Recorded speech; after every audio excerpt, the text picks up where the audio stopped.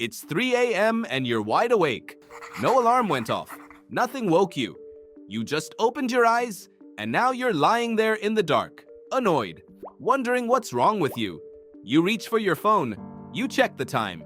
You tell yourself you need to fix this. But the real answer is far stranger.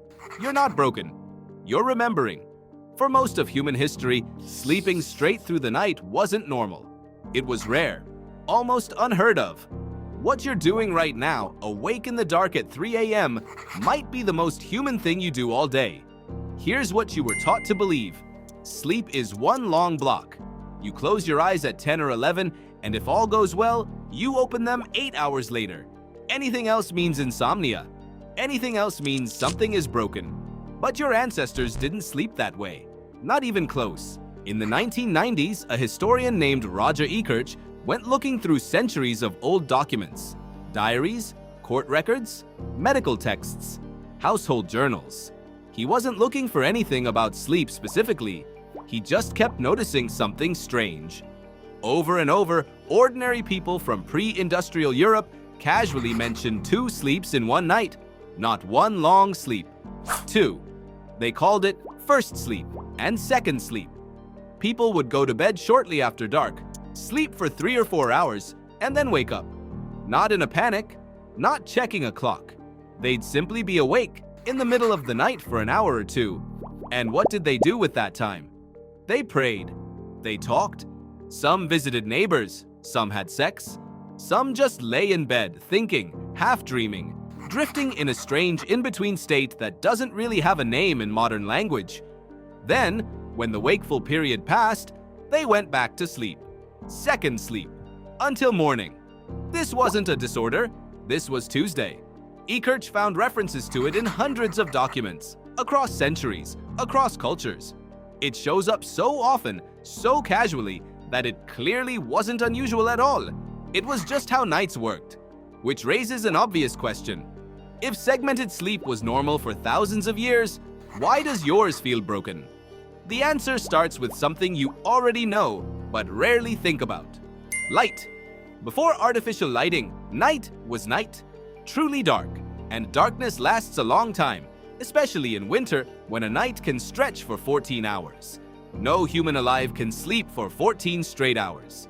Your body isn't built for that, so instead, it split the night in 2, with a quiet waking period in the middle, almost like a built-in pause button. Then came gas lighting, then electric lighting. Suddenly, night wasn't dark anymore. Suddenly, humans could push bedtime later and later, compress those 14 hours of darkness into a manageable 8, and sleep straight through, because there was simply less night left to sleep through. Segmented sleep didn't disappear because it was unhealthy. It disappeared because the dark disappeared first. But here's where the story gets even stranger. This wasn't just a European habit invented by candlelight and cold winters. When scientists went looking for cultures that still live without electric light today, they found something remarkably similar. A neuroscientist named Jerome Siegel at UCLA studied 3 groups: the Hadza of Tanzania, the San of Namibia, the Tsimane of Bolivia. None of them use electric lighting, none of them follow a clock, and Siegel's team tracked their sleep for weeks using small wrist monitors. What did they find? Not 2 distinct sleeps every single night, like Ekirch's European records, but something else just as revealing. These groups didn't sleep in one unbroken block either. Their sleep was lighter, more fragmented, and far more responsive to darkness and temperature than yours. They woke briefly, multiple times, without distress, without needing pills, without lying there convinced something was wrong with them. Because nothing was. Waking briefly in the night isn't a malfunction. It might be closer to the factory setting. Think about why that would make sense. For nearly all of human history, sleeping too deeply, for too long, without interruption, was dangerous. A predator could approach. A fire could need tending. A rival group could be close. A parent needed to hear a child stir. Deep, uninterrupted, 8-hour sleep isn't just unusual in the historical record. In a world full of real threats, it would have been a liability.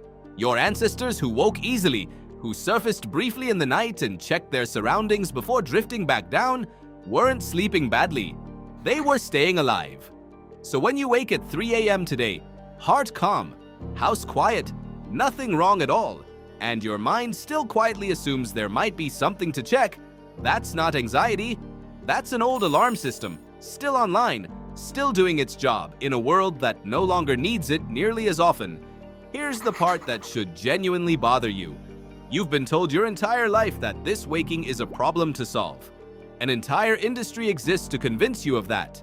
Melatonin, white noise machines, sleep tracking apps that alert you the moment your efficiency drops below 90%, all promising to deliver you the one true prize: 8 unbroken hours, the modern sleep, the sleep of a person who has evolved past their own biology. But an anthropologist named Carol Worthman, who has spent decades studying sleep across dozens of cultures, has pointed out something the wellness industry rarely mentions. The consolidated 8-hour, uninterrupted sleep block that modern culture treats as the gold standard isn't the universal human default at all. It's a relatively recent, largely industrial, largely Western pattern.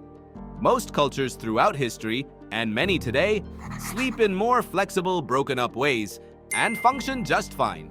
In other words, the normal sleep you're failing to achieve at 3 a.m. might never have been normal in the first place. So what does this mean for you, lying there tonight, staring at the ceiling? It doesn't mean insomnia isn't real.